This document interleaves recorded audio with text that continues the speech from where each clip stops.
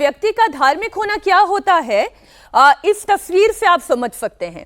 तो आप यूं कहेंगे कि प्रधानमंत्री नरेंद्र मोदी तो हिंदुत्व इसकी बात करते हैं, फिर चर्च में वो पहुंच गए, वहां पर ईसाई पादरियों से मुलाकात कर रहे हैं, वहां पर ग्रीटिंग्स एक्सचेंज कर रहे हैं। ये आप कह सकते हैं, ये आप सोच सकते हैं, लेकिन असल मायने में धार्मिक होना क्या होता है वो इसी तस्वीरों से आपको समझ में आएगा, जहां आप अपने धर्म का पालन करते हुए अन्य धर्मों के प्रति भी उतना ही प्रेम जाहिर कर सकते हैं। ये वो धर्म सिखाता है। हमारे सहयोगी देवेंद्र पराशर इस वक्त जुड़ चुके हैं। देवेंद्र, मेरी क्रिसमस इस वक्त प्रधानमंत्री नरेंद्र मोदी भी कह रहे हैं। जी हाँ, निश्चित तौर पे, और क्रिश्चियन कम्युनिटी के साथ इंगेजमेंट का एक और ये तस्वीर उसकी नजर आ रही है जब पीएम पहुंचे थे और आज सुबह वो पहुंचे थे कैथेड्रल चर्च में, और वहाँ पे तमाम क्रिश्चियन कम्युनिटी के लोग थे, और वहाँ पे जो बिशप हैं दिल्ली के डॉक्टर पॉल स्वरूप, वो उन्होंने स्पेशल प्रेयर भी किया प्राइम मिनिस्टर के लिए। और निश्चित तौर पे ये बहुत खास इंगेजमेंट इस लिहाज से रहता है कि आप देखें तो पीएम, ये ऐसा नहीं कि पहली तस्वीर, इससे पहले भी अगर आप देखें तो हाल के दिनों में ही ईस्टर, जब 2023 में ईस्टर था, तो उस समय पीएम सेक्रेड हार्ट कैथेड्रल जो है दिल्ली का, वहां पे पहुंचे हुए थे। इसके अलावा जो 2023 में जब क्रिसमस को लेके 7L कैंप पे, यानी प्रधानमंत्री निवास पे, उन्होंने बाकायदा एक सेलिब्रेशन का आयोजन किया था।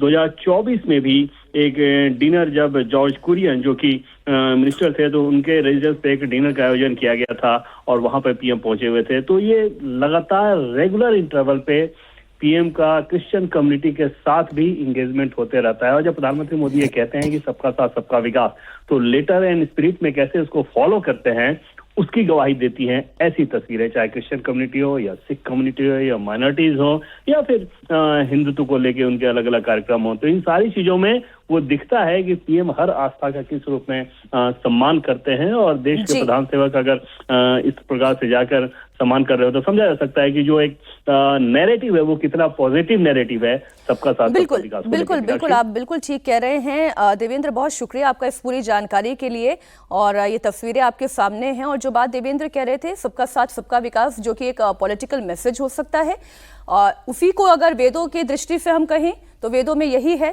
संगच्छध्वम संवदध्वम। दमदार 10 में अब बात करेंगे बांग्लादेश की, और बांग्लादेश में हो रही हिंसा की। 18 दिसंबर से बांग्लादेश में जो हिंसा की आग लगी है वो बुझने का नाम नहीं ले रही है। अब तो ये माना जा रहा है कि बांग्लादेश में बवाल और बढ़ने वाला है, क्योंकि आज पूर्व प्रधानमंत्री खालिदा जिया का बेटा और बीएनपी का वर्किंग प्रेसिडेंट तारिक रहमान 17 साल के बाद बांग्लादेश लौट रहा है। 60 साल का तारिक रहमान चुनाव लड़ने के लिए बांग्लादेश लौट रहा है। तारिक रहमान लंदन से रवाना हो चुके हैं, और बताया ये जा रहा है कि 26 दिसंबर को बोगुरा 6 सीट से वो अपना पर्चा दाखिल करेंगे। तारिक रहमान के स्वागत के लिए भव्य तैयारियां की गई। बीएनपी के कार्यकर्ता उनके स्वागत के लिए एक दिन पहले से ही ढाका में जुटना शुरू हो गए।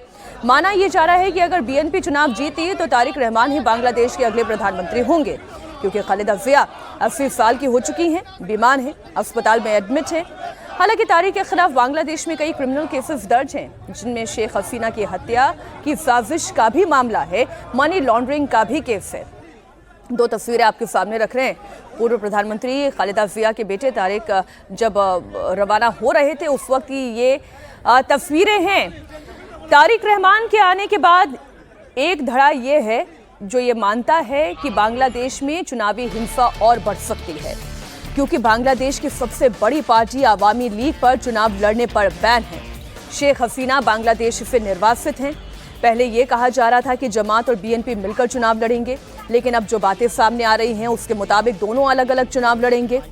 ऐसे में चुनावी हिंसा बढ़ सकती है, क्योंकि बांग्लादेश में जिहादी जमातियों का तांडव तो आप लगातार देख ही रहे हैं। राजधानी ढाका में एक बार फिर से जमातियों ने बम से हमला किया।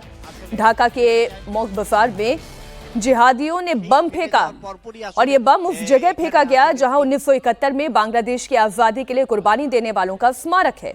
धमाका ठीक इसी मेमोरियल के सामने किया गया। इस धमाके में सियाम नाम का एक शख्स है जिसकी मौत हो गई।